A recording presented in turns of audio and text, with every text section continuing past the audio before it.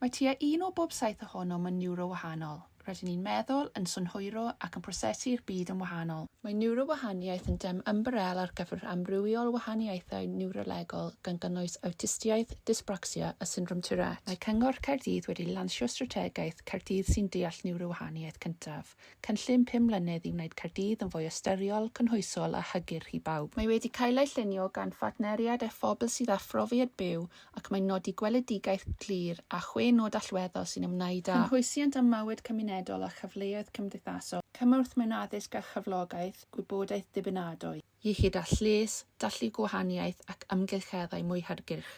Mae pob nod wedi ei tegu gan ymrwymiadau o greu hybiau a llyfrgelloedd sy'n ysteriol o niwrowahaniaeth a llunio canllawiau niwrowahaniaeth newydd ar gyfer y gweithle i 2 arbenigol a gwella amgylcheddau ysgolion. Bob blwyddyn byddwn yn cyhoeddi adolygiad blynyddol i rannu diweddariadau a cherrig milltir pwysig. Rydym yn sefydlu fforwm Caerdydd sy'n Deall Niwrowahaniaeth ac mae ein cylchlythyr cyntaf yn dod yn fuan. Rydym yn datblygu gwefan Caerdydd sy'n Deall Niwrowahaniaeth a gallwch darllen y strategaeth lawn yno.